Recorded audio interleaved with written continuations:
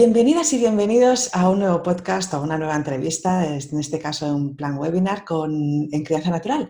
Soy Rosa Sorribas, soy consultora de lactancia IBCLC desde 2008 y formadora en lactancia y en porteo también desde 2008, incluso antes. Hoy tenemos la grandísima suerte de tener a José Luis García Morales de Aupale, que bueno, llevo muchos días detrás tuyo, ya sé que estás ocupadísimo, por eso estoy súper contenta de que hayas podido atendernos hoy, esta tarde, para, aunque sea en diferido, pues atender nuestras preguntas. Muchísimas gracias. Rosa, gracias a ti y gracias por invitarme y gracias por la paciencia que has tenido, porque llevamos no días ni semanas, llevamos meses intentando juntarnos, así que de nuevo, gracias por la paciencia Al revés, y por gracias a ti. invitarme. Cuéntanos un poco cómo llegaste, siempre hacemos la misma pregunta, ¿no? ¿Cómo llegaste hasta aquí, a ser quien eres? Ya no solo dedicarte a la fisioterapia, sino al entorno más específico, ¿no? De la maternidad y los niños pequeños. Bueno, realmente cuando yo estaba estudiando la carrera de fisioterapia, pues bueno, todos los compañeros, pues unos querían dedicarse al deporte, otros querían dedicarse al deporte también y otros también al deporte probablemente. Y bueno, y había algunos pocos, muy pocos, quizás se cuentan con la mano, con los dedos de una mano, pues que no nos terminaba de interesar ese tipo de fisioterapia, pero sí nos interesaba pues otro tipo de fisioterapia, ¿no? Como pueda ser la pediátrica. Entonces, ya en la universidad ya busqué todas mis instancias clínicas en hospitales pediátricos y con trabajo de pediatría. Entonces, tuve la suerte de que antes de terminar la carrera ya me habían ofrecido un puesto de trabajo en un centro donde yo había hecho prácticas. Entonces, desde el principio yo he trabajado siempre con niños, ¿no? Y bueno, al final estás en relación con los niños, con las familias y te vas interesando por el mundo de la crianza, aparte del ámbito terapéutico y vas aprendiendo, vas escuchando a las familias, vas leyendo, pero bueno, realmente donde está, yo creo que nos pasa a todos y a todas, ¿no? El punto clave de meterme a fondo esto es, pues ahora va a ser 10 años que nació mi hijo mayor. Y entonces, claro, eso da un vuelco y te das cuenta y te replanteas un poco todo lo que has ido haciendo. Y ese es el motivo. En el mundo de la fisioterapia pediátrica desde hace más de 15 años y, y muy volcado y muy interesado por la parte de la crianza, la maternidad y esto, pues evidentemente desde que fui padre. Soy padre de un niño que va a hacer ahora 10 años y de una niña que tiene 6 años y medio y nada, bueno, muy contento con toda la parte que todo esto me ha aportado y me ha enseñado, ¿no? Y me sigue enseñando. Es curioso porque muchos, no es la primera vez que lo oímos, ¿no? De que ya eres profesional y te crees que sabes mucho, pero hasta que no tienes tus propios hijos realmente no es cuando... uf, ¿no? Sí, Efectivamente, sí, cambia mucho. sí, sí, sí. Cada vez se oye más hablar de la fisioterapia respiratoria, ¿no? Pero ¿nos puedes contar un poco en qué consiste? Bueno, efectivamente tenemos la suerte de que cada vez se oye más. Esto es una de las primeras especialidades en las que yo pude empezar a trabajar, que es la fisioterapia respiratoria. Bueno, realmente es la parte en la que los fisioterapeutas nos dedicamos al aparato respiratorio.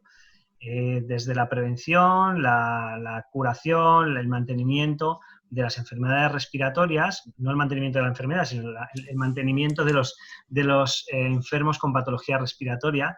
Y bueno, abordamos todo el aparato respiratorio, desde el ejercicio terapéutico, el drenaje de secreciones, que no es otra cosa que sacar mocos, estén donde estén, y bueno, prevención, tratamiento de todas estas situaciones, tanto en pediatría como en los adultos, ¿no? Ahora mismo, con todo esto que hemos tenido del virus, ha habido un papel importantísimo de la fisioterapia respiratoria en las UCIs a la hora del destete de los respiradores, trabajar con las posturas para ventilar zonas que de otra forma no se estaban ventilando. Entonces, una labor muy importante por parte de la fisioterapia. Interesante. Mm. También cuéntanos un poco, porque parece ser que en Francia no está muy bien vista, ¿no? Parece que es que hay varias escuelas, ¿no? ¿En qué se diferencian? No, en Francia es maravilloso. Realmente en Francia tenemos la suerte de que cómo funciona la sanidad en Francia con respecto a la fisioterapia es muy ventajoso tanto para los pacientes como para los fisioterapeutas, porque lo pauta la seguridad social. Pauta a los centros privados la seguridad social. Entonces, tú tienes un centro privado y te manda a los pacientes la seguridad social directamente. Entonces, tiene acceso toda la población y el centro de fisioterapia, pues, no se tiene que volver loco en hacer campañas de marketing para esto. Entonces, hay una parte de la fisioterapia respiratoria que la hacen muchísimos fisioterapeutas en Francia. Y es verdad que hay muy buena formación allí, pero efectivamente hay como tres escuelas, ¿no? Está la escuela anglosajona, que es un poco la como la más antigua, la que ya se ha demostrado por activa y por pasiva que bueno, no tiene efectos lo que ellos comentaban. Y por otro lado está la escuela francesa con la escuela belga, ¿no? Mucha de la formación de mayor calidad realmente la han creado los fisioterapeutas belgas, pero que han formado gente en Francia en Bélgica, al igual que en España, en Perú, bueno, en fin, en muchos sitios. Es verdad que corren algunos vídeos por internet de algunas técnicas de fisioterapia hechas en Francia que son técnicas, bueno, pensadas para el adulto, hechas en bebés que, por supuesto, están completamente contraindicadas. Lo que ocurre es que, como en Francia la fisioterapia respiratoria está al orden del día, pues, oye, hay de todo bueno, pero no por haber estudiado en Francia es motivo ni de calidad ni de no calidad. Realmente, bueno, pues como en todo hay que estar actualizado, hay que estar estudiando y esto. Pero, bueno, podemos hablar que la de mayor calidad, los que mejor trabajo han hecho han sido algunos fisioterapeutas belgas. Ajá. Porque uno de los problemas más habituales, ya no solo en la lactancia, ¿no? Sino en niños pequeños, es que tienen hermanos mayores que se resfrían y luego no pueden mamar bien. ¿Les iría Sí, bien entonces una sesión de fisioterapia respiratoria? efectivamente. Un problema que vemos habitualmente quizás en niños con problemas de lactancia es que no pueden respirar bien. Y se quitan del pecho y se quieren enganchar y se enfadan y se quitan y se ponen bueno, y hay un poco de jaleo, ¿no? Entonces puede ser que estén con mocos realmente, que hayan cogido un resfriado, tengan la nariz llena de mocos, tengan inflamación en la mucosa nasal y ahí la fisioterapia con técnicas de fisioterapia de la vía alta pues funciona muy bien. En otros casos simplemente hay una falta de movimiento de las estructuras de la cara, normalmente por el proceso del parto, y no tanto desde la fisioterapia respiratoria, más desde la terapia manual, pues también ayudamos bastante a esos bebés para que puedan respirar y puedan engancharse al pecho tranquilamente sin preocuparse de que no entra aire por la nariz. Pero sí, la fisioterapia respiratoria en ese caso para limpiar toda la cavidad nasal es maravillosa. Porque siempre se nos ha dicho de utilizar suero, ¿no? Fisiológico para, ¿no? Incluso hay pues estas peras o estos succionadores y todo esto, ¿no? Mejor olvidarlo e ir a buscar un fisioterapeuta como Bueno, tú. al final sí, evidentemente lo suyo es que alguien que sabe de la anatomía, de la fisiología y la fisiopatología de la cavidad nasal te enseñe, ¿no? Yo tengo la suerte de estar en contacto con muchos profesionales sanitarios del ámbito de la pediatría, pediatras, matronas, personal de enfermería en pediatría y muchas veces me gusta hacer las preguntas. Esto que tú haces, esto de echar chorrazos de suero a un bebé, ¿dónde lo has aprendido? Quiero decir, ¿quién te lo ha enseñado o qué artículos has leído para hacer esto? Y realmente no hay ningún tipo de evidencia. Es más, hace 20 años esto no se hacía. No se echaba suero en las narices. A ti no te echaron suero, ¿a que no? Bueno, no me Seguramente acuerdo. no. Seguramente no. 20 o 30 los que sean, no se hacía. Sí hay algunas técnicas que sí han demostrado la eficacia y sí hay artículos que lo sustentan, como son técnicas de drenar los mocos hacia atrás, bueno, lo que siempre se ha comentado como sorber los mocos tirándolos para atrás, y que a veces no hace falta ni suero, y si hace falta suero quizás una gotita y poco más. Estaba hablando de bebés pequeñitos, a lo mejor niños más mayores con una rinitis muy importante, si hace falta más cantidad de suero, pero ni mucho menos a muchísima presión, ni mucho menos, bueno, un montón de situaciones que vemos, ¿no? Que al final las familias te dicen, es que por más suero que le echo, esto sigue sin Sí. poder respirar. Les enseñas las maniobras, que son muy sencillitas, y la noche y el día. Sí, sí, qué bien. ¿Y incluso en casos de bronquiolitis también? Claro, ahí la fisioterapia respiratoria pediátrica es la reina, ¿no? O sea, la patología que más vemos realmente es bronquiolitis, ¿no? Que es una enfermedad, Mm, es una infección de las vías respiratorias por un sí. virus, y lo que hacen esas vías respiratorias es que se inflaman, se llenan de moco y se cierran, ¿no? Entonces, con la fisioterapia lo que conseguimos es quitar parte de esa inflamación, sacar las secreciones, y entonces el bebé ya tiene espacio para respirar y empiezan a respirar. Qué Y bien. junto con la parte farmacológica que receta el médico, pues la verdad es que ayudamos muchísimo, muchísimo a los bebés. Qué bueno, porque da tanto apuro. Sí. Porque, sí, ¿no?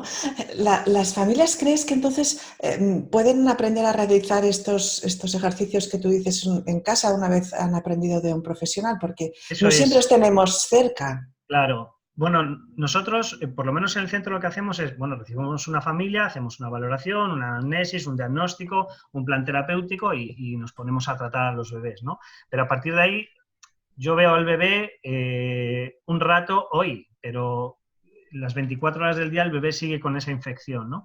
Entonces enseñamos ejercicios adaptados a las familias para que puedan continuar con ese trabajo, ¿no? Es más, tenemos algún taller un taller para familias, fisioterapia respiratoria en casa, en el que enseñamos algunos ejercicios para poder ir ayudando a los bebés a drenar secreciones. Claro, porque me estaba planteando ahora que vosotros estáis en Madrid, pero hay más gente en todos sitios. Pero claro, si vives en Calatayud, Sí. pues igual no hay nadie cerca. Cada vez hay más fisioterapeutas muy bien formados. Cataluña tiene unos fisioterapeutas respiratorios maravillosos, de verdad, magníficos. Y siempre se encuentra alguien. Y si no, pues oye, pues tiramos de los contactos, oye, y busco a alguien y siempre encontramos a alguien. Pero tenemos un taller, además, en este confinamiento hemos podido sacarlo online, un taller de Qué fisioterapia bien. respiratoria en casa, que, oye, que está fenomenal son 3 horas y media de taller en la que se aprende un montón de cosas de mocos y de Tela. bebés. Así que hasta que conseguimos esa cita con ese profesional es genial. Qué bueno. ¿Y se puede usar también de forma preventiva? Sí y no. Podemos hablar de distintas partes de la fisioterapia respiratoria. Podemos hablar de plantear ejercicio terapéutico para mejorar la ventilación de un paciente asmático, ¿no? Ujú. Pues eso sí lo podríamos hacer de forma preventiva, es decir, planteamos un plan de ejercicios, ejercicio general, ejercicios respiratorios para prevenir la próxima crisis asmática que lo puedas soportar mejor. Fantástico. Pero en el caso de las secreciones, por ejemplo, no se puede prevenir. O sea, el trabajo es, si hay secreciones en los pulmones y en los bronquios, las sacamos. Si no hay secreciones, no sacamos nada, no podemos hacer nada. Podemos hacer prevención en materia de higiene general, ¿no? Pues lavado de manos, ventilación de habitaciones, que no haya humo del tabaco con bebés, pues todo esto. Pero técnicas como pura y dura de fisioterapia respiratoria para drenar secreciones, no. Y esto es algo muy interesante, porque muchas veces encontramos familias que les han recomendado que vas a hacer el lavado nasal, sí o sí, 3 veces al día o antes de cada toma, sí o sí, tenga moco o no tenga moco. Entonces, No. intentar hacer una maniobra para quitar moco cuando no hay moco, pues es como si tú te suenas los mocos sin tener mocos, no tiene sentido. Entonces, la parte de sacar mocos no es preventiva, es para sacarlos si es que los hay, ¿no? Vale. Es que yo con mi segunda hija, bueno, nació en Aragua y yo no sé si pilló un resfriado porque era en noviembre y ya se quedó resfriada los primeros 6 meses. Sí, Pero también es porque su hermana iba a la guardería y seguramente claro, pues le traía cosas. sí. Y a veces me planteo, ostras, si hubiera habido este tipo de mecanismo, ¿no? Para aliviarle la vida, porque luego, claro, no mamaba bien y bueno, fue un follón. Está claro Eh, que si tú tienes un proceso de bronquiolitis, por ejemplo, lleno de moco, y sacas los mocos, dejas, dejas los pulmones muy limpios. Entonces es fácil que el próximo virus que ande por ahí pues te afecte menos. no va a llover sobre mojado, ¿no? Es la única forma que podríamos decir de prevenir otras situaciones, pero hacer fisioterapia respiratoria de drenaje de secreciones en un niño, en un bebé, en un adulto que no tiene secreciones, no tiene sentido ninguno. A ver, aquí tengo apuntada esta pregunta, pero ahora no sé cómo quiero hacértela. Además de otros factores, como evidentemente los virus y bacterias, ¿afectan otro tipo de factores, como por ejemplo un frenillo corto a la hora de ser más propensos a enfermar de vías respiratorias? Sí. Sobre todo de vías respiratorias altas. Sí. Al final, lo que hace el frenillo es que impide la movilidad normal de la lengua, y uno de los movimientos que tiene que hacer la lengua, no solo para mamar, sino la lengua tiene unos movimientos descritos, que es elevarla, ¿no? Y pegarla y golpetear contra el paladar de forma constante, muchas veces al día. Si esa lengua no es capaz de tocar el paladar de los bebés es más o menos ojival, tiene esta forma, y gracias al golpeteo de la lengua o del pecho, este paladar va abriéndose, va abriéndose, va abriéndose. Si no tenemos ese golpeteo porque la lengua no llega arriba, pues el paladar probablemente quede un poquito alto, y justo encima del paladar está la cavidad nasal. Entonces, solo el paladar está invadiendo espacio en la cavidad nasal, entonces no pasará el aire correctamente y el aire es el que arrastra los mocos. Es fácil que se acumule moco ahí, ese moco se infecte, se creen rinitis y efectivamente un problema de frenillo podría acabar dando un problema de paladar y acabar dando un problema de vía respiratoria alta. Si tengo la vía respiratoria alta llena de moco, respiraré por la boca. Entonces los primeros filtros me los salto. Entonces podríamos tener afecciones respiratorias ya en la garganta simplemente por respirar por la boca. Y sí, eso lo podría, entre otras cosas, causar un frenillo. Porque, Un frenillo restrictivo. sí, ahora estás hablando de esto y estaba pensando que yo tengo frenillo y tengo muy poco espacio en la nariz. De hecho, me tuvieron que partir el hueso y ponerme todo esto porque tenía, desde pequeña siempre he tenido sinusitis y Claro. me he saltado muchas clases porque me mareaba y vaya, era un desastre. Al final Me eso imagino es, que es eso, ¿no? claro, toda la cara está pequeñita, apretada y no se abre, no se distiende y no entra aire. Al final, si no entra aire, no circula el aire, toda la mucosidad se queda adherida, se infecta, y si esa mucosidad se infecta dentro de los senos paranasales, pues se crea la sinusitis con los dolores terribles que da y el malestar que genera, efectivamente. Sí. Muy bien. Hablemos también de otros temas, ¿no? De la fisioterapia pediátrica en general. ¿Cuáles son los tratamientos más habituales? La fisioterapia pediátrica, la verdad es que es un campo bastante amplio, porque podemos estar hablando de la fisioterapia pediátrica más clásica, ¿no? En la que se enfoca toda la parte de la neurofisioterapia, los niños afectados con lesiones neurológicas como la parálisis cerebral o la parálisis braquial, obstétrica, o los síndromes genéticos, síndromes metabólicos, donde el papel del fisioterapeuta y del logopeda y del psicólogo bueno, es imprescindible, siempre trabajando en un equipo multidisciplinar. Pues desde esa parte a la parte de la, y esto es muy interesante porque estamos empezando a hacerlo en el centro, en la parte de estos niños que están compitiendo, ¿no? Que son estos deportistas tan maravillosos desde muy pequeñitos y realmente tienen lesiones deportivas, y no es lo mismo tratar a un señor de 30 años que tiene una lesión deportiva que a un niño de 9 años que tiene una lesión deportiva. Entonces, pasando por ahí a el abordaje del neurodesarrollo de los bebés, el seguimiento para detectar algunos problemas que pueda haber en el desarrollo, toda la parte, por supuesto, de cólicos de lactante, de fisioterapia respiratoria, todo el problema, los problemas de plagiocefalias, tortícolis congénita. Y bueno, es un campo muy amplio, muy amplio. Y bueno, y lo que llevamos unos años haciendo de forma muy específica desde AUPALE es la fisioterapia en la lactancia materna, ¿no? En las dificultades específicas en lactancia materna, en la que, bueno, pues es un un pequeño campo más que estamos trabajando y empezando a investigar mucho y es muy interesante. Pero como ves es muy amplio. Realmente desde un fisioterapeuta pediátrico puede estar tratando la movilidad de las piernas de un niño con síndrome de Down a estar, pues eso, trabajando el ligamento cruzado de un futbolista con 12 años, ¿no? Sí, sí, sí. Jotela. Se me ocurren muchas cosas, pero vamos por las preguntas que tengo marcadas, porque si no me voy a despistar. Eh, el problema que tenemos ahora, empecemos por el principio, digamos, del bebé, ¿no? Bueno, principio no, pero el principio de la salida, que es el parto, ¿no? Sí. La mayoría de partos no son fisiológicos, o incluso en partos fisiológicos la situación en la que nacen los bebés no es la misma en la que han nacido los bebés humanos en todas las generaciones ancestrales, ¿no?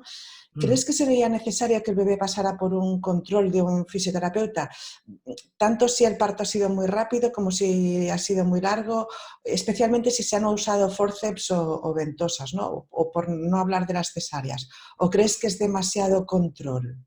No, creo que es, o sea, la respuesta es sí, y te explico un poco. El proceso, no solo del parto, el proceso del embarazo en un suelo pélvico, esto saben mucho más mis compañeras de suelo pélvico que yo, pero el suelo pélvico al final es una hamaca y hay un bebé creciendo hacia abajo, ¿no? Cualquier otro mamífero cuadrúpedo no está empujando el suelo pélvico hacia abajo, sino que está empujando el abdomen, ¿no? Al igual que la madre está soportando ese peso, el bebé se está impactando contra esa pelvis de hueso duro en el que durante mucho tiempo y algunos bebés durante muchas semanas demasiado impactados abajo, ¿no? Y cuando llega el momento del parto es muy interesante pensar que siempre hablamos, ¿no? ¿Cuándo es el parto? Pero no mucha gente se plantea, ¿y cuándo es el nacimiento? Que ese día ocurren dos cosas. El parto es de la madre, el nacimiento es del bebé, ¿no? Y siempre preguntamos, ¿y el parto cómo fue? Y a mí me gusta preguntar, ¿el parto cómo fue? ¿Y el nacimiento cómo fue? ¿No? ¿Qué le ocurrió a este bebé? ¿No? Pues me hicieron una episiotomía, se me echaban encima de la barriga, me hicieron cristeles, no sé qué, ya, pero eso es el parto, que está fantástico y lo necesitamos saber, necesitamos tener toda esa información.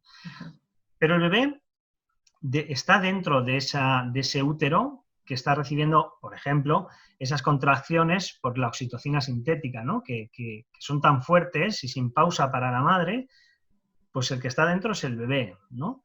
Y entonces, si además está muy apretado y además la movilidad de la pelvis de la madre no es ideal, se impacta contra un hueso y si viene a lo mejor un poco más para atrás y se está impactando contra el pubis, bueno, un parto muy rápido puede ser muy bueno, puede dar un nacimiento muy bueno, pero a lo mejor si ha sido muy rápido ha habido pocas pausas y el nacimiento no es tan bueno. Por supuesto, un parto lento, el nacimiento también puede ser complicado. Un parto instrumental. Vemos bebés con partos bastante complicados, pero nacimientos magníficos, ¿eh? Y al revés, partos que decimos, bueno, se me cayó y el bebé requiere un poquito de tratamiento y un poquito de seguimiento, ¿no? Porque el nacimiento no fue tan bueno. Por supuesto, si hay instrumental, una ventosa que tira de toda la cabeza hacia arriba, pero no solo de la cabeza, de todos los huesos de la cabeza, del cuello, de las dorsales, de las lumbares, de todos los sitios, unos forces que aprietan la cara, unas manos que tiran y giran un poco más de la cuenta. Mi recomendación es que, al igual que se hacen visitas o se hacen revisiones del niño sano desde la medicina, hacerlo desde la fisioterapia pediátrica, porque pensamos en el desarrollo del bebé, no en que esté enfermo o no, sino en cómo es el neurodesarrollo de ese bebé. Y si tengo un problema de un impacto aquí, de un forceps, pues probablemente me esté afectando a algunas otras estructuras que afecten al desarrollo. Nosotros normalmente recomendamos que si no hay ningún problema con la lactancia, con los cólicos, si todo va bien, pues más o menos al mes de vida estaría bien verles. Si hay un mínimo problema, inmediatamente. A veces hay familias que me preguntan, ¿los niños vienen muy pequeñitos? Pues al segundo día. Según salen del hospital, si ya están teniendo problemas, pues vienen a la consulta. Entonces la respuesta es sí. Mi recomendación es echar un vistacito a estos peques es verdad que la pregunta que me haces es interesante porque dices, ¿no será demasiado? ¿No estamos patologizándolo todo? ¿No? Pues quizás sí, pero si tuviésemos partos fisiológicos, probablemente Eso no es. haría falta insistir tanto en esto, ¿no? Porque fíjate, la revisión de un recién nacido puede ser, esto está fantástico, no hay ningún problema, vente en 3 meses y vemos cómo van los hitos, o mira, hemos detectado esto y requiere tratamiento y esto justifica que duerma o que no duerma, que te haga daño o que no te haga daño, que, bueno, en fin. Entonces, y muy interesante la revisión de la madre, por supuesto, porque hay un nacimiento, Sí, pero también hay un parto. Y la revisión por parte, por supuesto, ginecología de la matrona, pero de la fisioterapeuta experta en suelo pélvico es básicos, básicos, básicos. Entonces, bueno, es verdad que yo creo que el parto humano y el nacimiento humano estamos en un proceso de transición evolutiva que pueden ser millones de años, espero que ¿no? no. Pero creo que nos ha tocado vivir un momento de transición, porque el resto de animales de la naturaleza no tienen tantos problemas como potencialmente tiene el ser humano. Entonces yo creo que esto acabará cambiando, no sé cuándo, en millones de años, pero no Pero sé, es una opinión también, que tengo. sí, pero también en esto que comentas, también tampoco no hemos cambiado tanto. A ver, a nosotros es que justamente estoy preparando un curso de porteo y justo he estado explicando la bipedestación, ¿no? Y los otros animales, en teoría, tampoco no han sufrido este cambio tan fuerte, como el que decías ahora, de que la cabeza está chocando contra la pelvis y todo esto, ¿no? Estos cambios lo hemos hecho pues para sobrevivir, digamos, ¿no? Hace, pues creo que eran Sí, 2 o 3 millones de años, ¿no? sí, Pues, efectivamente. Al final, un día nos dio por ponernos de pie, sí, porque veíamos mejor, y eso genera cambios en toda la estructura. Y a cambio, tenemos bebés prematuros. mm, No el concepto de sí, sí, prematuridad, sí, ¿no? De maduro, ir sí, por sí, debajo de nosotros. No, no. El ser humano nace prematuro por naturaleza, ¿no? Nos sí, faltan como poco 3 meses. sí, Porque necesito que salga por una pelvis estrecha una cabeza pequeña. sí. Entonces, ¿cómo soluciono esto? Pues adelanto el proceso. Entonces, bueno, yo tengo una opinión que creo, no la puedo demostrar porque no vamos a vivir para contarlo, pero creo que estamos en un proceso de transición en relación a esto. Creo, ¿eh? Tengo esa sensación, porque da problemas realmente, da problemas. Ujú. Las asesoras y las consultoras de lactancia, uno de los tratamientos que más nos acercan a la fisioterapia es la rehabilitación posfenectomía, ¿no? Hmm. Incluso también hay en algunas ocasiones, y he tenido algún caso en el grupo que ha ido a ver a Carol, que Hmm. gracias a esos tratamientos no ha sido necesario hacer una frenectomía y la lactancia ha funcionado estupendamente. ¿Qué experiencia tenéis en este sentido? Porque tiene que verse mucha diferencia entre un frenillo corto sin tratar y tratado, incluso de cara a la rehabilitación funcional después de intervenir quirúrgicamente, ¿no? Porque conocemos casos incluso donde los expertos cirujanos en frenillos tienen dudas, ¿no? Hmm. Y gracias a vuestro trabajo la lactancia ha mejorado significativamente. Sí. ¿Nos puedes comentar un poco estas situaciones? Bueno, esto es, y aprovecho para hacer un poco de divulgación, ¿no? Porque es verdad que, y esto lo decimos siempre en las formaciones, en el grupo de trabajo que hemos creado, un grupo de trabajo de investigación que hemos creado recientemente, siempre hablamos, oye, nos buscan para ver si no se opera el frenillo, ¿no? Y bueno, la formación que nosotros damos son 120 horas. Entonces, es algo más que a ver si no cortamos frenillos, ¿no? Pero sí, efectivamente está bien. Realmente un frenillo corto, restrictivo, hay poco que hacer. Ahora, ¿qué trabajo hacemos los fisioterapeutas? Realmente ver si es un frenillo corto y restrictivo o tiene un componente de tensión muscular o un componente de hipotonía de la lengua, es decir, una lengua que no sube puede ser porque no puede subir porque tengo algo que me sujeta abajo o porque no tengo el tono muscular para subir, ¿no? Entonces, el trabajo que estamos haciendo es de, ¿realmente esto es para cirugía? Que a veces puede sonar un poco raro, ¿no? Y el fisio puede entrar ahí. Pues es que ese es el día a día de la fisioterapia. Si nos vamos a un hombro, el fisio está viendo, mira, este hombro no hay nada que hacer, esto es para cirugía. O no, esto se rehabilita y vamos para adelante, ¿no? Lo que ocurre es que como es algo tan nuevo que estamos haciendo 4 personas y estamos investigándolo mucho y empezando y esto acaba de nacer, pues es complicado a veces de entender. Pero si te lo extrapolas a la fisioterapia normal, es lo que hacemos todos los días. Esta rodilla tenemos 2 opciones, rehabilitarla o operarla. No, esta está para rehabilitar, esta es imposible, esta hay que operarla. Pues con la lengua lo mismo, realmente es lo mismo. ¿Qué estructuras pueden influir en el movimiento de la lengua?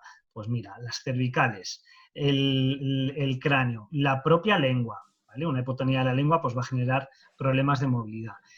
Y efectivamente, a veces tenemos problemas musculoesqueléticos y un frenillo, que creemos y entendemos que son esos casos en los que las frenectomías no funcionan. El corte está indicado, pero hay más cosas. Entonces, por eso no terminan de funcionar. Casos en esos casos, por ejemplo, que hacemos un tratamiento previo, las frenectomías van fenomenal porque ya hemos quitado un montón hay una IBCLC que explica un poco el trabajo de la siguiente forma. Dice, despejan todo el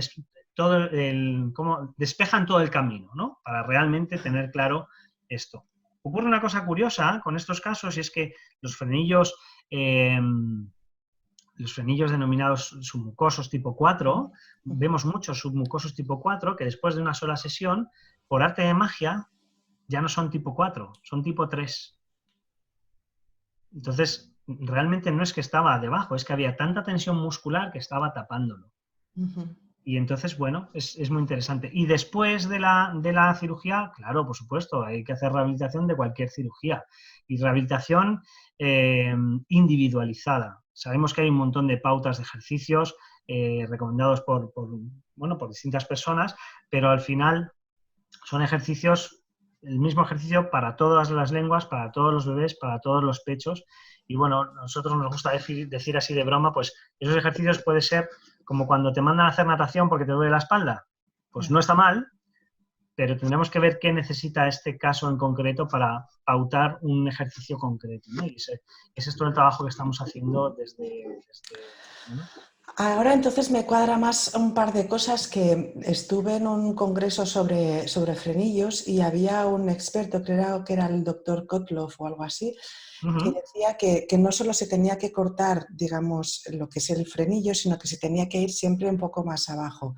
Y ahora me estaba planteando, por lo que dices, es que si se hubiera hecho en todos esos casos que él decía esto, un tratamiento fisioterapéutico como hacéis vosotros, pues igual no hubiera hecho falta ir tan abajo. No lo Claro, que sé. estamos generalizando, ¿eh? Y eso claro, también... realmente si el frenillo es duro, corto y restrictivo y está muy anclado dentro de la mucosa, hay que cortarlo, abajo y dentro. Ahora, hay muchas veces que la función y la apariencia de la lengua es de un frenillo, pero no es un frenillo.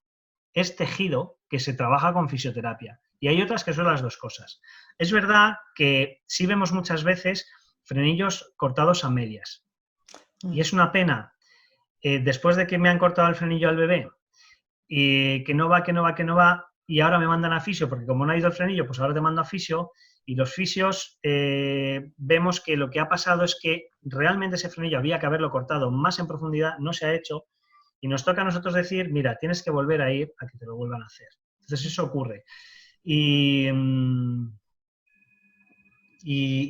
es que ocurre, porque al igual que lo nuestro es medio nuevo, pues gente que tenga buena experiencia suficiente y mano para cortar correctamente los frenillos, pues tampoco hay tantas personas, ¿no? Por lo menos en España no hay cientos de personas que lo estén haciendo bien. Entonces, bueno, al final es un trabajo que tenemos que ir de la mano. Insisto, como en cualquier ámbito de la fisioterapia. Es que es lo mismo. O sea, el cirujano del ligamento del hombro tiene que estar de la mano con el fisio que va a trabajar ese hombro antes y después. Y en nuestro caso tenemos la suerte de que trabajamos así. O sea, hablamos directamente con el que le va a operar y al revés. Y bueno, al final es un trabajo que es muy interesante porque al final hay muchas veces que no hace falta cortar el frenillo. Porque una de las cosas que, y ya acabamos con el tema de frenillos, es que me he encontrado en alguna ocasión de que el frenillo es impedante para la lactancia, pero los padres les parece demasiado agresivo y no lo hacen. ¿Qué otros efectos tiene un frenillo aparte de la lactancia? Esta pregunta es muy interesante, no por la pregunta en sí, que sí, sino por lo que lleva detrás. Es decir, eh, realmente muchas veces oímos la frase de, ¿pero le vas a operar el frenillo solo por la teta? Mm. Esa frase es gigante, solo por la teta, pero si ese bebé no tiene otra cosa que hacer, lo primero que tiene que hacer, que es alimentarse, ya no puede hacerlo. ¿Te parece poca señal de alarma la que nos está dando? ¿Me explico? Sí, no, no. Sí. El caso que recuerdo, que he tenido varios, pero el que más me impactó fue una niña con unos pendientes que eran más grandes que su oreja. Y era como, Claro. por Dios, pero si le va a hacer Entonces, más daño esto que no lo otro. sí. Entonces, ¿que puede tener otras repercusiones? Sí, y ahora hablamos, pero no perdamos el foco. O sea, lo más Ya. importante ahora mismo este bebé no es si va a decir bien la R o no, eso no es importante ahora. Lo más importante de este bebé es que no se puede alimentar correctamente. Es que no habría que mirar más allá. Es que si yo tengo un problema serio, yo tengo un pie zambo en un bebé, no le opero el pie zambo pensando en que de mayor va a tener problemas de cadera si ese pie no se arregla. Opero el pie zambo porque hoy es pie zambo. Sí, Y no. creo que ese foco es importante. Fuera de eso, sí, evidentemente, si tenemos una lengua que no se mueve correctamente, pues podrá dar problemas de pronunciación de algunos fonemas, podrá dar problemas de higiene dental, problemas, lo que hablábamos antes, de formación del paladar. La pregunta estrella es, ¿pero si yo no opero a mi bebé va a tener todo eso? No lo sabemos, no lo sabemos. Lo que sí vemos son niños mayores con todo eso, que gran parte de la solución pasa por cortar ese frenillo, ¿no? Sí. Pero no podemos saber eso. Pero creo que el foco no está en qué pasará mañana, sino en qué Sí, está sí, pasando hoy. sí, sí. Pero a veces es darte de golpes contra una pared, ¿eh? Porque no hay manera. No, no tienen todavía, la sociedad no está todavía tan clara la diferencia entre una cosa y No. otra y es terrible. Y hay veces que dices, bueno, pues mira, ¿qué quieres que te diga? Pues ya está, tú ya lo has decidido, pues punto, ya está. Tenemos entendido que también algunos fisioterapeutas os dedicáis también a asesorar sobre porteo ergonómico o fisiológico, hay gente que le llama también. ¿Cuáles son las dudas más frecuentes? Bueno, realmente te cuento un poco lo que hacemos nosotros, porque sí es verdad que cada vez hay más fisioterapeutas que hacen porteo o asesoran en porteo fisiológico, ergonómico, que es magnífico. Lo que nosotros hacemos es, evidentemente, eso, pero siempre con la parte terapéutica detrás, ¿no? Nosotros siempre recomendamos, nuestro logotipo de Aupale es una espalda con un bebé, entonces es nuestra seña de identidad, ¿no? Y siempre recomendamos llevar a los bebés encima, contacto, movimiento y porteo, por supuesto, y enseñamos cómo es la forma ideal de hacerlo para, bueno, para que todo funcione bien. Pero destacamos sobre todo la parte terapéutica, es decir, cómo puedo utilizar los portabebés o el porteo para tratar cierta patología o mejorar cierta situación patológica o cómo puedo adaptar eh, la situación del portabebé en un niño con algún tipo de dificultad, ¿no? Eso es donde más por lo menos desde Aupale, es lo que estamos haciendo. Sí soy consciente que hay fisioterapeutas que están haciendo lo que, bueno, tradicionalmente han hecho las madres que hacían más parte de la asesoría de porteo, ¿no? Pero nosotros sobre todo en eso.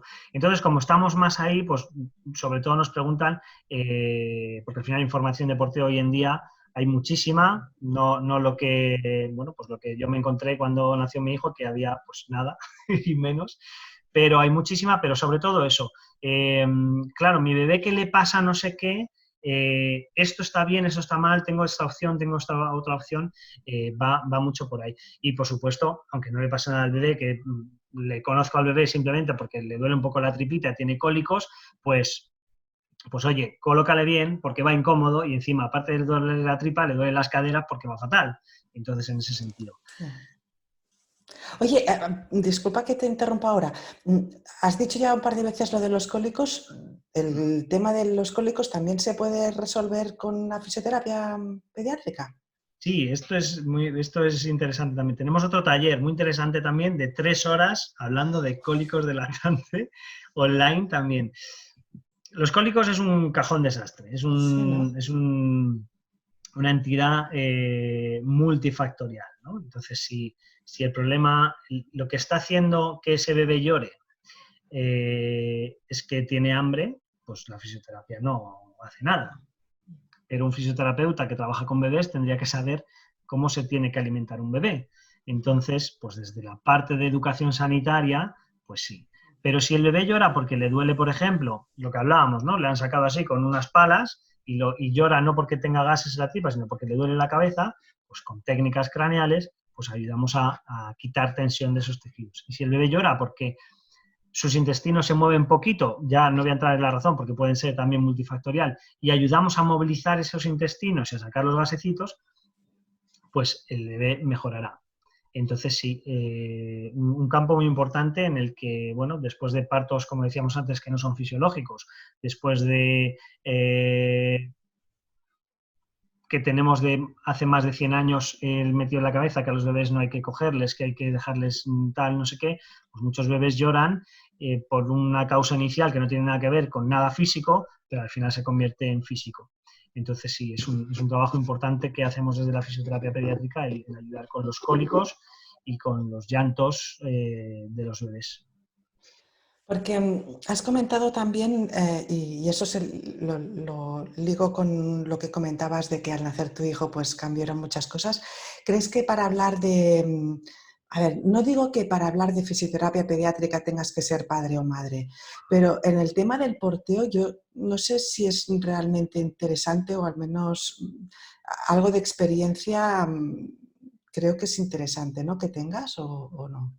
Es que, es que si no has porteado nunca, quiero decir, Ya, pero es como decir, yo qué sé, pues Carlos González no puede hablar de lactancia porque no ha dado nunca el pecho, ¿no?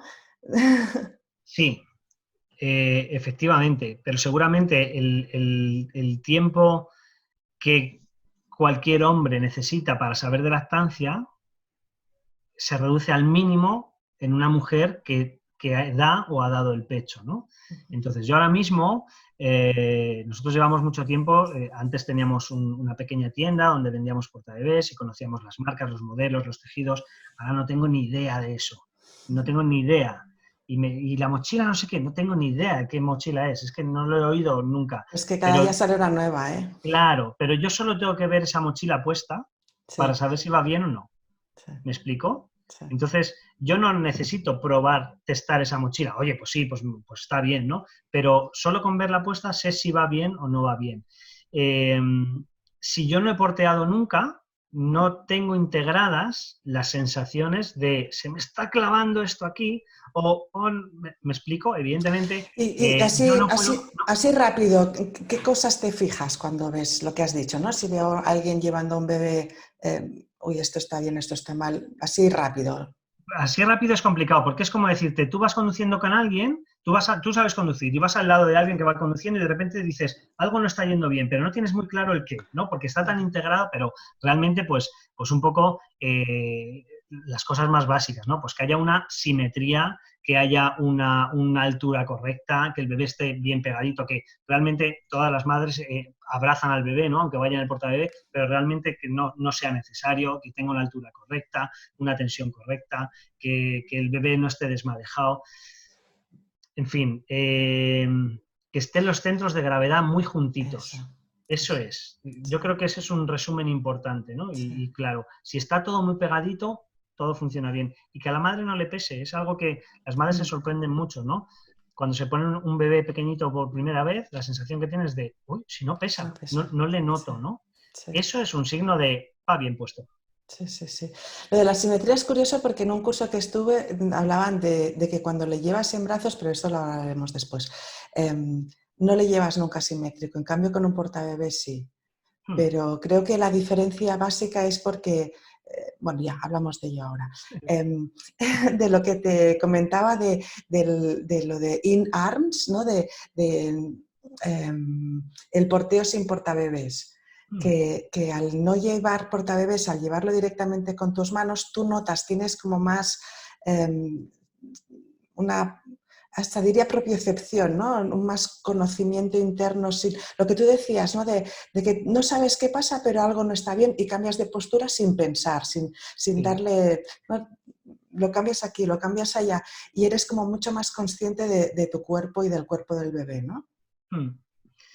Bueno, yo creo que puede ocurrir lo mismo con un portabebé, ¿no? A las personas que hemos porteado o que portean, no es algo estático. Realmente vas caminando y terminas de ajustar no sé qué y colocas esto y modificas esto y le subes y le bajas. Entonces, al final es siempre dinámico. Es interesante esto que me cuentas. La verdad no tendré que profundizar un poco más en eso, pero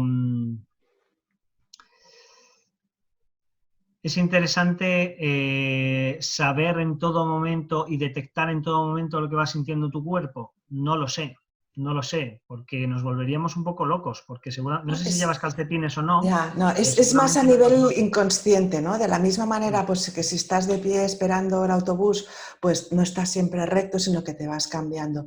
Y luego Mel Cyril, ¿no? La chica esta bueno, mira, Sí, lo tengo aquí, no sé si se ve. sí. ¿Vale?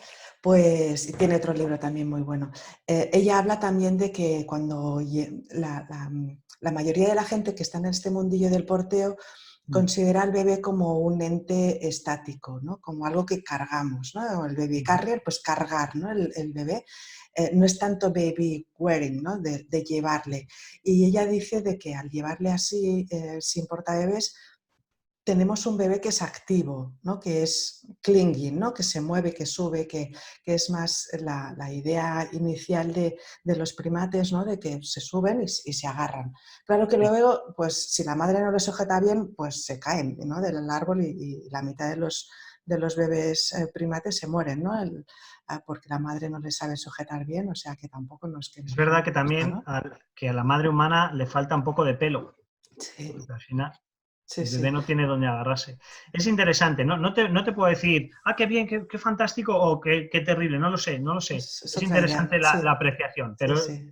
es interesante que alguien haya dicho, oye, a lo mejor esto es Es muy que eso, interesante. yo creo que es lo bueno, es lo que decías antes también del parto y de todo esto y del frenillo y tal, que cada vez hay más gente que está porteando, hay más gente que está amamantando, que más gente no, perdiendo no, pero que está, ¿no? Enfocándose más en este tema y que estamos realmente teniendo un cambio en todos estos entornos que cuando yo empecé hace 18 años, pues sí que no había nada de eso, no había ni YouTube. Pero bueno, vamos a otro tema, que si no me Sí. pierdo. Me refiero, has hablado antes también del suelo pélvico, que yo también creo que, sobre todo si la madre no se encuentra bien o ha sido un parto pues, durillo, pues la madre debería también tener un cierto chequeo de su suelo pélvico. ¿Tú recomiendas también que sobre todo los primeros meses el sistema de porteo sea diferente? Por ese motivo, por ejemplo, que el sistema, cuando vayas a elegir un portabebés, sea diferente en la madre que en el padre. Esto a lo mejor es un poco políticamente incorrecto, pero creo que si tenemos que solo elegir un portabebé, por la razón que sea, que lo elija la madre, en Ya, sí, base sí, a un montón de factores, entre otros el gusto, sí, sí. ¿vale? No, lo voy a coger verde porque es que si no, a él no le gusta, ¿no? Si a ti te gusta el amarillo, pues te coges el amarillo. Bueno, tengo poco que ofrecerte aquí porque realmente no soy ningún experto en suelo pélvico, mi campo es la pediatría, pero creo que realmente llevar un bebé encima ya genera un exceso de presión en ese suelo pélvico, ¿no? Entonces creo, y te digo creo, que algunas formas de llevar a los bebés con un portabebé podrían no incrementar ese exceso de presión.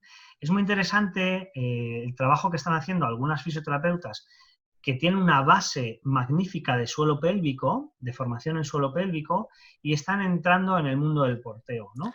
En el Pues que están juntando las dos cosas y están haciendo cosas muy interesantes.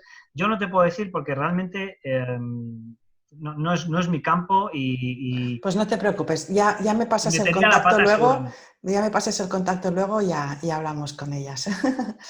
Em, también lo que tenemos que tener en cuenta cuando elegimos un portabebés no es solo si ese portabebés pues, es de calidad y todo esto, sino que saber si es lo que decías antes, ¿no? De si está bien colocado o no, ¿no? Mm, Por ejemplo, una de las cosas que siempre nos dicen, por ejemplo, con un fular, ¿no? Y sobre todo si el bebé es muy pequeñín, de sujetarle bien la cabeza, ¿no? Y luego también las condiciones de seguridad que debe seguir cualquier portabebés a nivel fisiológico. mm. Y la pregunta es, Rosa, perdóname, La que no te... pregunta es si ¿qué tenemos que tener en cuenta? ¿No? Pues Ah, sujetarle bien la cabeza, si decías antes lo de punto de gravedad, ¿no? El centro de sí, gravedad, ¿vale? sí. Pero a nivel de seguridad del bebé, ¿vale? Vale. Lo de las Creo que es vías aéreas imprescindible. libres, Sí, las vías aéreas libres es imprescindible. La única forma de garantizar las vías aéreas libres es que el bebé esté hacia arriba, con la sí. cabeza hacia arriba, ¿no? Es En que extensión. yo lo de las vías aéreas libres hace tiempo que tengo la pequeña lucha porque, claro, yo no soy fisioterapeuta ni soy sanitaria, entonces lo de las vías aéreas libres para mí era que no tuviera nada tapado. Y de repente cuando me enteré que no, es que la tráquea no se doble y por eso tienen que tener la cabeza un poco para atrás, pues, no Claro. es de que no esté tapado, no. O sea, que lo que Ya, para los sanitarios es tener las vías aéreas libres no es lo mismo que para el resto del mundo. es verdad que yo tengo la suerte de que, aparte de estar dentro del mundo de la fisioterapia, estoy muy dentro del mundo de la maternidad y la crianza, ¿no? Entonces, juego como con toda la información que puedo, ¿no? Y es verdad que en el mundo del porteo tradicional, desde la parte de la crianza y la maternidad, pues se ha hablado de eso, las vías respiratorias libres, que no se le tape la nariz y la boca, que siempre las tengas visibles, ¿no? Creo que ahí falta el explicar esto. La vía Mm. respiratoria de cualquier ser humano se abre en extensión, ¿no? Entonces, si tú explicas que el bebé tiene que estar en extensión y que tienes que verlo en extensión, te vas a asegurar de que no le vas a tapar la cara para ver siempre que está en extensión, ¿no? Que realmente es la postura en la que, por ejemplo, garantiza el, ¿cómo se llama este? Que se inventó Niels Bergman, el Kanga Carrier. Sí, Entonces obliga al bebé a estar aquí, pero fijo, sí, no le permite flexionar nada, sí. ¿no? Entonces la vía respiratoria se abre con la cabeza en extensión y si tú te garantizas verle, pues siempre estás viendo que está en extensión, ¿no? Luego ya sujetar la cabeza, esto es interesante también, porque un bebé que está dormido, evidentemente hay que sujetar la cabeza, pero si el bebé no está dormido, a mí me gusta que no se le sujete tanto la cabeza. Incluso recién nacido, que el bebé empiece a activar toda la musculatura, evidentemente siempre con control, con las manos y tal, pero que esa cabeza tortuguee un poco. Eso es muy Sí. interesante, muy, muy interesante, ¿no? Y el resto de pautas de seguridad, que el portabebés vaya colocado, ¿no? Has hablado del fular, y el fular es como la reina, ¿no?, de la fiesta, y ¿qué quieres que te diga? El fular es maravilloso, puede ser maravilloso, pero es el portabebé que más fácil se puede poner mal. Yo lo digo siempre, sí. Entonces, no es solo comprarse un trapo, no es solo comprarse una mochila, no es solo ver 4 vídeos de YouTube. Oye, nosotros tenemos mucha experiencia en asesorar familias ya, llevamos muchos años y nosotros dejamos de hacer talleres porque vimos que no llegábamos, no conseguíamos lo que queríamos y dejamos de ofrecer talleres. No digo que otra gente lo consiga, ¿eh? Hablamos de nuestro caso en particular. Tomamos la decisión de no seguir haciendo talleres y ofrecer solo el trabajo individual porque veíamos que luego había tantas dudas, tantas dudas que, en fin, creo que muchas veces nos dicen, me he comprado no sé qué, vale, o le voy a regalar a no sé qué, vale, regálale esto y alguien que le ayude, junto, Mm. el pack. Entonces es interesante por eso.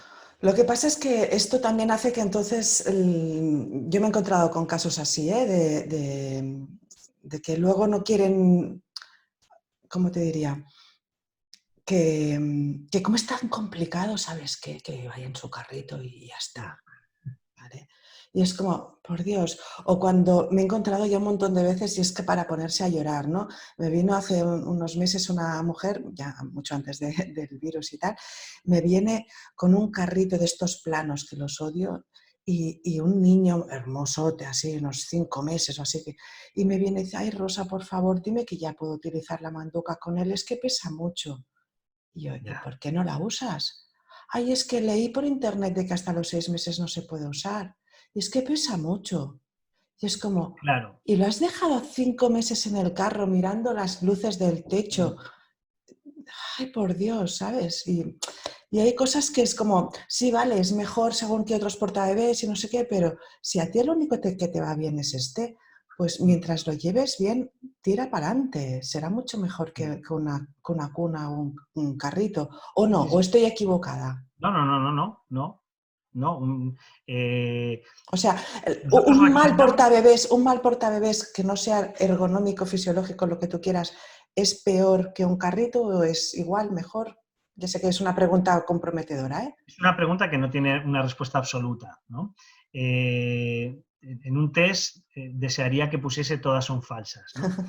Porque depende de qué aspecto estemos hablando, ¿no? Evidentemente, para la columna lumbar no es bueno ninguno de los dos, ¿no? Pero para la estimulación del sistema vestibular de ese bebé, por supuesto, un portabebé no ergonómico, porque hay movimiento, ¿vale? Para el calmarse el bebé en contacto, por supuesto, un portabebé no ergonómico. Lo que ocurre es que tendríamos que jugar con no plantearnos ese dilema. Claro, sí, eso sería lo Ese ideal, es sí. el Sí, dilema, porque pero además hay muchas maneras muy fáciles y económicas para llevarle bien, ¿no? Con un trozo de tela eso es. cualquiera, pues tampoco no hace falta esto. Nosotros Pero recomendamos sí. siempre que el bebé vaya en brazos. Quiere Mm, decir, el bebé tiene que ir en brazos, moviéndole y tocándole. Ahora, si tienes lo que sea, porque seguramente nosotros lo hemos hecho y seguramente tú también, de repente hayas porteado con una sudadera que, ¿vale? Lo que sea que te ayude a que tú puedas utilizar, claro, que tú puedas utilizar las manos para otra cosa y vaya bien colocado el bebé, fantástico. Pero el bebé no necesita un portabebé. El bebé necesita ser llevado. mm, exacto. Entonces, oye, pues ahora tengo este artilugio que me facilita esto y me permite que el bebé esté cómodo, que yo esté cómodo y tal. Fantástico, fantástico. Sí, ¿Vale? sí. También se habla mucho en el mundillo de los portabebés sobre la displasia de cadera, ¿no? Pero yo tengo entendido de que la incidencia es mínima, o sea, ocurre en muy, muy pocas ocasiones, ¿no? Y me planteo la pregunta de por qué no se habla más de la plagiocefalia cuando es una situación muchísimo más común y más grave. Bueno, efectivamente es mucho más común y sobre todo desde que se recomienda a los bebés dormir boca arriba, Mm, que evidentemente es un factor importante para prevenir la muerte súbita del lactante, pero se les da la información a las familias de que los bebés boca arriba para dormir, pero nadie les ha dicho que la recomendación que vino de la Academia Americana de Pediatría fue dormir boca arriba, jugar boca abajo, el tummy time, Ah, vale, sí. A eso te iba a ¿vale? preguntar después, ¿qué opinabas sobre el tummy Sí. time? Entonces, evidentemente, las cabezas se aplastan, porque si un bebé está 24 horas boca arriba, la cabeza se va a aplastar por efecto de la gravedad, ¿vale? Más grave que una displasia de cadera no es. Realmente no se hace caso por eso mismo, porque desde la medicina se considera que la plagiocefalia es un problema estético, ¿vale? No, creo que no.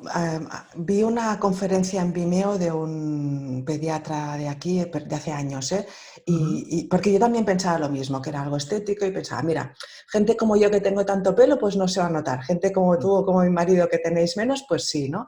Pero él comentaba que no, que habían afecciones a nivel del desarrollo cerebral. Y claro, entonces Claro, ya me asusté.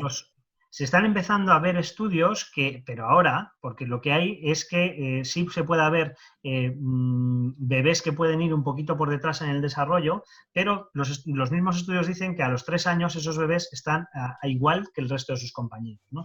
Ahora se están empezando a ver algunos estudios que parece que podría tener alguna afectación a nivel de desarrollo. No va a crear ningún problema cerebral, de parálisis cerebral ni nada de esto. Ah, no, no, no, Estamos no, hablando no. de las plagiocefalias por postura. Luego hay otras deformidades craneales que esas hay que operarlas y tal. ¿Cuáles son algunas hipótesis con las que se está empezando a trabajar? Que realmente, además del problema del aplastamiento de la cabeza, lo que realmente sí puede provocar problemas de desarrollo es que si un bebé está boca arriba se aplasta toda la cabeza, pero si está boca arriba con la cabeza hacia un lado se aplasta a un lado y se hace la plagiocefalia. Y que probablemente los problemas de desarrollo no vengan por el aplastamiento en sí, sino por los problemas cervicales. Pues, las cervicales es un factor importantísimo para el desarrollo vestibular, para el sentido del equilibrio. Entonces, bueno, está viendo esas cositas por ahí, pero realmente hay muy poco. Y bueno, no se presta tanta atención por eso mismo, porque nosotros lo vemos en consulta, vemos plagiocefalias y tortícolis diagnosticadas con 6 meses. Pero sí que eso se ve desde el primer día. Entonces no te lo derivan hasta los 6 meses. Y ya con 6 meses, pues la capacidad de remodelar todas y de mejorar esa situación, pues es mucho menor. Evidentemente hay que diagnosticar y detectar precozmente todo eso, porque aunque solo fuese estético, seguramente tú llevas esa camiseta por algo, por estética, y la estética es importante, cada uno le da la importancia que tiene, ¿no? Pero se le ponen pendientes a las niñas por estética. Sí. No, es que incluso, a ver, a mí me gusta hablar del tema de la plagiocefalia porque es de esas cosas que a mí no me gusta hablar, por ejemplo, ni de los, siempre lo digo, siempre digo lo mismo, no me gusta hablar de los beneficios del porteo, ni de los beneficios de la lactancia, ni de los beneficios de beber agua o de andar en 2 pies, ¿no? En lugar de ir en silla de ruedas. Me gusta hablar de los efectos de si no se hace o si no se hace bien, ¿vale? Y un bebé, si no es porteado, pues puede tener una plagiocefalia que igual no le afecta o le afecta solo a nivel estético, da igual lo que tú dices, ¿vale? Ya es suficiente, ¿vale? Y por no hablar de lo que tú decías al nivel vestibular, al nivel de la respuesta, etcétera. Pero me sorprende que siendo tan pequeño, o igual yo estoy equivocada, por eso aquí viene la pregunta, ¿realmente hay tantos casos de displasia de cadera o realmente es tan importante que el porteo se haga de una manera en concreto para evitar la displasia de cadera? Tengo alguna duda aquí porque igual meto la pata, pero creo que no hay nada publicado acerca de que eso se pueda prevenir con el porteo. No hay porque nada. Lo único que creo que hay publicado es con las incongruencias de la cabeza del fémur leves. Esas leves que en la literatura está descrito que se solucionan solas. ¿Hay tantos casos de displasia como de plagiocefalia? No, de plagiocefalia es una pasada lo que hay, muchísimas. Pero es que no te puedo decir porque no lo hay. ¿Cuál es la incidencia de la displasia? ¿Cuál es la incidencia? No lo sé, no lo conozco ahora mismo, no tengo ese dato. Creo que era un 3 por 1000. Grave, ¿perdón? Creo que era un 3 por 1000, entre el 2 y el 3 por 1000. No lo tengo el dato ahora, la verdad es que no lo sé. Pero si tú tienes una displasia grave, necesitas una órtesis. Ya está. Y si tienes una displasia leve, puedes utilizar un portabebé de forma ergonómica como órtesis. Lo que ocurre es que, bueno, pues la literatura dice que se va a solucionar solo. Explícanos qué es una órtesis. Disculpa que te interrumpa otra vez, es que igual la gente no sabe lo que es esto que has dicho. Bueno, una órtesis es el aparatito que le ponen al bebé, que puede ser que puede ser de escayola, que puede ser con unos tirantes, que puede ser, pues distintos aparatos para colocar correctamente las caderas y tenerlo durante todo el día, durante un montón de semanas, para que la cabeza del fémur se coloque en su sitio, ¿no? Entonces, realmente, la postura que colocan los médicos a esos bebés es la postura que buscamos en los portabebés.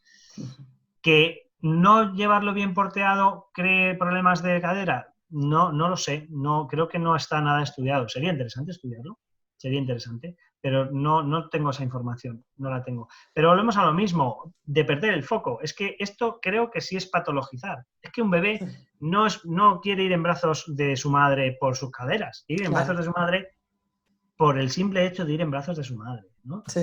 Bueno, siempre queremos buscar, bueno, en fin.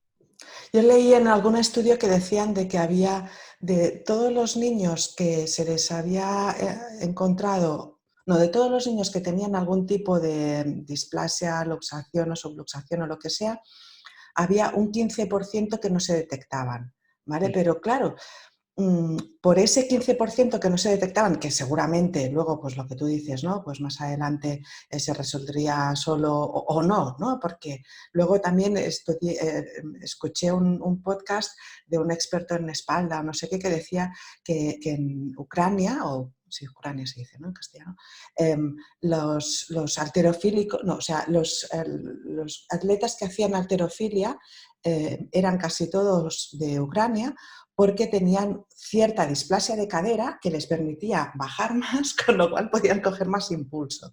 Y claro, dije, ostras, algo positivo la displasia de cadera, qué curioso, ¿no? Pero Ya. creo que lo que decían era eso, que de todos los bebés, que creo que era alrededor de un 3 por 1000 Ujú. de bebés que tenían algún tipo de problema en la cadera, había como un 15% que no eran detectados y que por estos niños se tenían que llevar las piernas en M, la tela de corva a corva, aunque eso no garantice que la pelvis esté basculada, ¿no? Pero me da la sensación que en el mundo del porteo están todas como muy, es que tiene que ir con las piernas así, tiene que ir con la tela de corva a corva. Yo creo Y que es me mucho más gustaría... sencillo, creo que es Sí. mucho más sencillo que todo eso y es que si tú si tú coges en brazos a un bebé, por ejemplo a la cadera, te vas a coger con la postura en M y ya está. Y lo que hace el aparato es conseguir liberarte de esa mano. Si tú coges Pero a un no bebé recién todos. nacido, Si tú recién nacido sí, pero niños ya más grandes ya van con las piernas colgadas. pero si tú le llevas a la cadera, va con las piernas ahí, porque no vas a poder con él si no. Se te tiene que sentar encima de la pala No. ilíaca. No, es que justo como estoy preparando el curso, pues por eso estoy así. Si los bebés con sang, ¿no? Los bochimanos estos, van con las piernas rectas, porque lo que Ujú. quieren es lo que decía Mel, ¿no? De que quieren que suban, ¿no? Y si te fijas también los tradicionales, pues en Paraguay, ¿no? O en Filipinas o así, no Ujú. van cogidos a la cadera, van delante.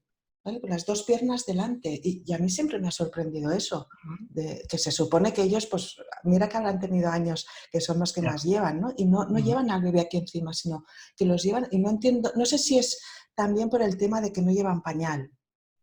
Entonces es más fácil. No lo sé, la verdad no lo sé. Sí. Mm. Bueno, cambiando de tema. Yo siempre es que pregunto mucho y soy una pesada, pero a un chico que tenía una página web, ¿no? Que organizaba excursiones, ¿no? De senderismo, del Camino de Santiago y estas cosas. Él me dijo que la mochila debía llevarse no en la cintura, ¿no? Como decimos nosotros, sino en el lado, en la cadera, ¿vale? Y él decía que se basaba en su experiencia llevando mochilas de montaña en el Camino de Santiago y vaya, que no era solo ir a comprar el pan y volver, sino andar, andar, andar. Y a mí me queda un poco la duda de que no es lo mismo una mochila de montaña con un peso muerto, ¿vale? Que sí, puede pesar 20-25 kilos, pero es un peso que no se mueve, que un niño en una mochila de porteo. Eh, o sea, no te puedo responder desde el punto de vista del montañero, ¿no? Te puedo contar una entrevista que vi, no sé si vale como respuesta, que le hicieron a Jesús Calleja y él explicó cómo hay que llevar una mochila de montaña. Realmente no sé a qué altura la puso, pero fue algo curioso porque él dijo que el peso recae, no sé si la cadera, la cintura, no lo sé, pero que cae ahí, en la cintura, entiéndeme cintura como zona general, Sí, encima ¿vale? de las crestas, ¿no? Sí, para que los tirantes no carguen. Entonces los tirantes van altos y lo que hacen los tirantes simplemente es que no se te caiga la mochila para atrás, Mm. pero no carga en los hombros, donde carga es a nivel de la cintura o tal. Entonces no te puedo decir exactamente a qué se refería este chico que me dices de la página web. No lo sé, no lo sé. También entiendo más altura o menos altura dependiendo del tamaño del bebé y dependiendo de, no lo sé, pero es muy interesante que profesionales de otros sectores se interesen en estas cosas y Este al final chico ponen... me lo decía porque, claro, había sido senderista, bueno, y todavía lo hacía, de hecho se dedicaba profesionalmente a eso, a organizar excursiones, y claro, había sido padre y le llevaban una mochila. Y claro, yo le intenté preguntar, pero digamos que no estaba muy metido en ese tema y tampoco me sabía responder, pero él decía Claro. de que si se ponía en la cintura, claro, no es lo mismo un peso de 20, 25 kilos, pues muchas horas andar, ¿no? Y que acababa pues tal vez rompiendo algunas fibras o algo así de la propia cintura. Pero bueno, si no sé, también lo puedo preguntar a las expertas No creo que en sea, CDP. creo que no tiene mucho que ver tampoco, porque realmente lo poco que yo puedo saber de eso, las mochilas de montaña intentas generar un espacio entre la espalda y la mochila, es decir, los centros de gravedad se separan y a los bebés intentamos tener, no lo sé, no tengo, no, es simplemente charlar contigo, pero no puedo dar respuesta a eso, pero bueno, es interesante, bueno, no sé. Sí, sí. Luego también dicen que la mochila de porteo debe anudarse en la cintura en bebés pequeños. Me refiero cuando tenemos, pues, o una meichila que también le llaman, ¿no? O un meitai o algo así, ¿no? Que tenemos el panel, ¿vale? Y que las cintas tienen que ir por debajo en lugar de ir o bien enganchadas aquí en el panel o bien envueltas, ¿no? Porque dicen que entonces se puede causar demasiada presión en la espalda. Pero claro, cuando llevamos un bebé en brazos también le presionamos en la espalda, ¿no? Ah, ya te he entendido. Sí. Estaba pensando en el adulto, ¿no? Ya te he No, entendido. que el bebé, pues o bien Sí, las cintas van aquí abajo ya o sí, bien sí, te he aquí en entendido. medio, Te he ¿sí? entendido. Vale. Eh, yo creo que el apoyo que se puede hacer en brazos con el brazo a un bebé es bastante más homogéneo. Y creo todavía más importante que eso, que es cambiante absolutamente. Tú no aguantas la misma postura con un bebé 2 horas de caminata, pero con una mochila o con un portabebé sí, perfectamente, ¿no? Si el bebé se echa a dormir, tú vas bien y el bebé va bien, pues esa presión puede estar ahí mantenida durante mucho tiempo. Si es un exceso de presión y tenemos, si esta es la espalda del bebé y debiera estar así, que es la postura fisiológica, y estamos metiendo un exceso de presión aquí, podemos generar una disfunción vertebral. Disfunción vertebral significa que esta vértebra a lo mejor está demasiado presionada y cuando quiere venir aquí, a lo mejor no puede y le molesta y le duele. Y esto lo vemos en consulta muchísimas veces, disfunciones a nivel de las vertebritas. No digo que vaya a pasar, ¿eh? Digo, no sé, puedo hacer un razonamiento oye, tengo esta mochila, nos fuimos a pasear el otro día y desde entonces el bebé tiene cólicos. Y tú ves a ese bebé y no tiene cólicos, lo que tiene es una disfunción a nivel de las dorsales, por ejemplo, y lo relacionas con, pues es que me ha dicho que desde que utilizó este tipo de mochila o lo que sea, ¿vale? Que Sí. está haciendo eso, pues podría ser. Compararlo con el brazos es un poco en la línea que hablábamos antes, ¿no? Los brazos al final es dinámico y estás cambiándolo todo el rato, constantemente. Cuando son mayores porque pesan y cuando son pequeños porque se te desmoronan. Sí. Entonces, no va a ser una presión constante. No va a ser una presión constante. Has dicho una cosa que me ha sorprendido y creo que no sé por qué no la he comentado, y es el hecho este que has dicho, sí, ¿no? De que la cabeza estaba así. No quería Sí, entrar en la idea de la espalda en C o la espalda en J, sí, no sí, sé sí. qué, pero cuando hablamos de... A ver si... Así, así, ¿vale? O no sé cómo lo has puesto tú. No sé, así. Así, pero es que la cabeza entonces cae. Si la espalda está muy redondeada, la cabeza no cae y entonces lo de las vías aéreas y todo esto, ¿no tendrían que estar Sí, las vértebras un poquito más levantadas? vale. Claro, es que a mí me... Mira, esto es un poco de jaleo biomecánico. Sí, Eh, Desde la primera vértebra cervical hasta la última vértebra lumbar están así. pero tan redondeados, tanto, es No que sé la si cabeza así, les si cae. así, no. Desde la primera vértebra cervical hasta la última lumbar están en C. No sé si así, están en C. Esa es la forma. Entre otras cosas porque las vértebras tienen forma de cuña cuando son tan pequeñitos. Sí, ¿Vale? Viene hacia adelante. Ahora, la articulación que se produce entre la primera vértebra cervical y el hueso de la cabeza no es así, es así. la primera cervical con la segunda cervical están así, pero el cráneo con la primera cervical está así. Vale, a ver si lo pillo. No, no me puedo mirar, ¿eh? Pero claro, es que yo les hago a los talleres cuando asesoro, no asesoro, formo asesoras, ¿vale? Les hago tener la espalda en C y les digo, ahora levantar la cabeza. Y no Claro, pero pueden. es que esa propiedad solo la tiene el recién nacido, Vale, hasta los 2 meses de edad. El adulto no puede hacer eso. vale. Lo que pasa es que los padres y las asesoras o educadoras o lo que sea se quedan con la copla de que la espalda tiene que estar redondeada, pero no se quedan con la copla de que la cabeza tiene que ir para atrás. Y me he No, pero es que la encontrado cabeza así de está, pero es veces. que la cabeza está para atrás. No, no, no, no está para atrás. En muchísimas ocasiones he Y visto está ahí bebés, metido, sí, sí. Sí, sí, sí, ¿vale? sí. A lo Y mejor claro, a falta mí me atención. parece más peligroso esto que no que hay que la espalda esté recta y no sé qué. Hay No que sé, ver cada caso, pregunto. porque es verdad que puede haber un bebé muy, muy cerrado y es un problema no de la espalda ni del cuello, sino que a lo mejor el portabebé está demasiado flojo. No lo sé, se me Ya. ocurre, ¿vale? No lo sé. Pero bueno, esto es un tema biomecánico propio de los recién nacidos que es muy curioso y cuando, bueno, en fin, que es interesante saber, Sí, sí, sí. ¿vale?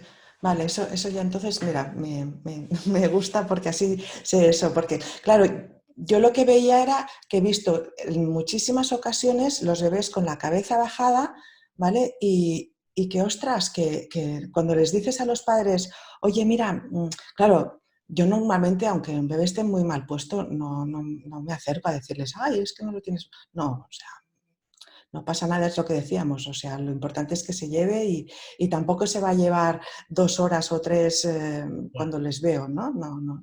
Em, pero sí cuando veo que hay algún problema de seguridad, ¿no? Como que el bebé se puede caer Ujú. o esto, ¿no? Que la cabeza está, que las vías aéreas no están bien, por eso que tú dices, ¿no? Que igual no está bien tenso, sobre todo en un fular, ¿no? En los fulares, lo que dices, es terrible, están pues es que, no sé, no tengo más remedios que se me sale de decirles, oye, es que lo llevas mal, puedo echarte Ya. una mano. O sea, me ha pasado hasta en el extranjero, me pasó en Islandia. Estuve Ujú. de vacaciones y vi a una chica con una manduca y dije, oye, ¿te puedo echar una mano a una chica francesa y tal? Y sí, Sí. sí, ningún problema, ya encantada, yo también. Y ya mis hijas y mi marido dijeron, esta está loca, está en Islandia, tiene que... Pero es que había cierto peligro para el bebé, ¿no? Y a mí me da un poco de esto. Entonces, ¿crees que igual, de la misma manera que se enfoca tanto el tema de, de- de la espalda redondeada y toda la historia, se tendría que decir la espalda redondeada, pero sobre todo las vías aéreas libres, ¿no? Que la cabeza esté tirada un poquito más para atrás. Si hablamos en términos absolutos, sí, porque si se estropea una espalda, es una espalda. Pero si se estropean las vías respiratorias, es un bebé. Claro, En términos absolutos. Es decir, si me haces un test, ¿vale? Pero luego hay que ver cada caso, individual. Pero sí, si me dices, ¿qué es más importante, la espalda o que respire? Pues que respire, claro, es que es eso. evidentemente. Sí, sí, sí. Evidentemente. Sí, sí. ¿Vale? Y claro, es que yo es lo que veo muchas veces en consulta o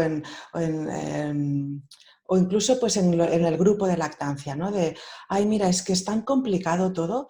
¿Crees que realmente tenemos que hacerlo tan complicado o simplemente pues eso, que les lleven en brazos y como buenamente puedan?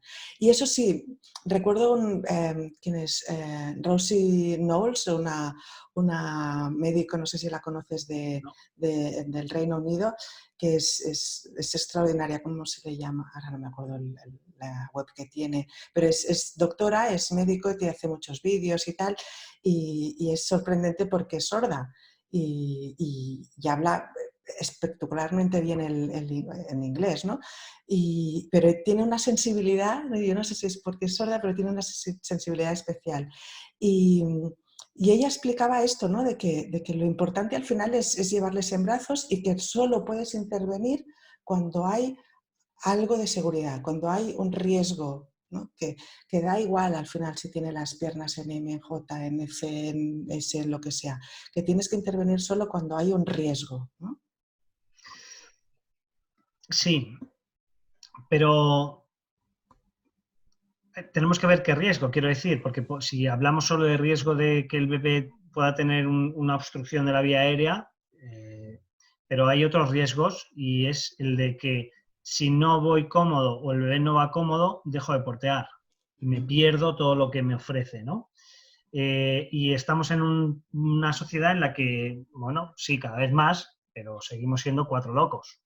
Es verdad que igual que con la teta, es verdad que cada vez maman más bebés y se portean más bebés, pero al igual que es difícil ver a un bebé, a un niño de 3 años mamar, es difícil ver a un niño de 3 años porteado. Entonces, como tendemos a no portear... Ay, esto no te he preguntado. ¿Qué opinas entonces de esto de llevar a niños tan grandes? Si el niño va bien, si el adulto va bien y tiene suficiente fuerza y va cómodo, no veo mayor problema. No... Porque sí que me he encontrado algunos casos de niños hiperporteados, es decir, que para que no se escape, para que no se ensucie, para que tenerlo controlado, pues... Claro, pero es que eso no es un problema. No, el foco no debería ser el porteo. Yeah. Es que volvemos al problema que también se habla muchas veces en la lactancia. Es que, claro, es que este bebé mama porque lo necesita la madre, pero es que el problema no está en la lactancia, el problema está en otro sitio. Mañana voy a mandar un vídeo diciendo que dejen en paz a la lactancia.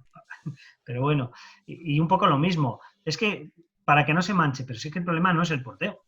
El problema es que se manche o no se manche, ¿vale? Y utilizamos el porteo para conseguir eso y encima el foco lo ponemos en el porteo. No, no.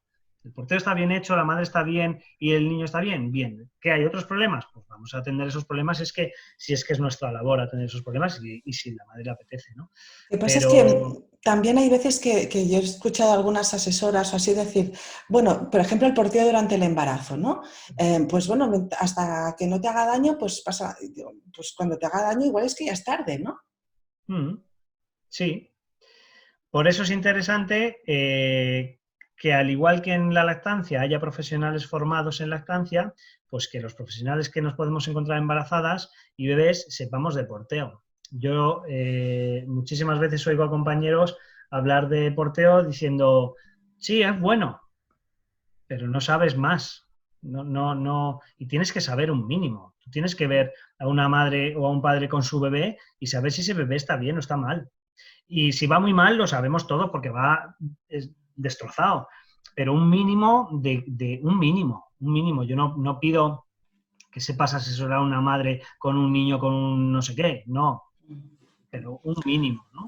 El problema es que nos encontramos, por ejemplo, con las recomendaciones del Hospital de San Juan de Dios aquí en Barcelona, que recomiendan no llevar en un portabebés a un niño menor de 4 meses. Claro, pero entonces hay que, al igual que los médicos nos piden a los que no somos médicos bibliografía suficiente como para decir ciertas cosas, lo mismo a ellos. Pero los padres solo ven eso, que si se supone que lo hace el Hospital de San Juan de Dios de Barcelona, que es uno de los, bueno, el de referencia de niños aquí, pues ¿para qué, no? Y unido a lo que dicen algunas asesoras de que hasta los 6 meses pues no se le puede llevar en un portabebés y no se aclaran con otras cosas, pues ya tenemos... A lo mejor hay que escuchar a los neonatólogos, como a Nils Berman, sí. Y además Nils Berman no habla. Nils Berman cita artículos. Entonces, los que dicen eso en el hospital, a lo mejor hay que pedirle en qué se están basando. No digo ni que sí ni que no. Solo digo que un bebé que nace espera tener un cuerpo que le alimente y le lleve. Ya está. Si ahora, para facilitar eso, me pongo una tela, me pongo una camiseta, me pongo una mochila carísima o un fular que llegué yo a tocar una vez con hilos de oro que valía no sé cuántos 1000 euros, pues me parece muy bien. Pero el foco está en la necesidad real de un recién nacido, que es contacto y movimiento. Y ya está. Sí. Es que de verdad que hay veces que nos complicamos un poco la vida y quizás a mí me gusta irme a... ¿Pero esto de dónde nace? ¿Esto nace de esto? Pues vamos a hacer eso y vamos a dejarnos de historias, ¿no? Sí. Pues oye, estupendo. No sé si te quieres decir algo más o comentar cuál es tu página web o qué servicios tenéis o yo qué sé, por quitarte un poco. Pues nada, la página web del grupo es aupale.com, donde bueno, tenemos toda la información de la parte de fisioterapia pediátrica que hacemos en el centro, de fisioterapia para la mujer que hacemos en el centro, de pediatría. En breve contaremos con el papel de la logopedia y de la matrona. Y luego tenemos la parte de formación a profesionales, formación de fisioterapia a profesionales, donde, bueno, entre otros cursos hacemos el curso de fisioterapia de lactancia materna de 120 horas, hacemos cursos de cólicos de lactante, de fisioterapia respiratoria, y luego la parte de formación a familias o talleres y cursitos a familias que, bueno, también está ahí, y redes sociales, Instagram, Facebook y Sí, sí, todo sí. esto. Y ahí nos encuentran y siempre dispuestos a aprender, a compartir y a seguir avanzando. Pues nada, muchísimas gracias por estar esta tarde con nosotros. Ha sido extraordinario. Tenía muchísimas ganas de hablar contigo, la verdad. Bueno, supongo También, que se ha notado. también.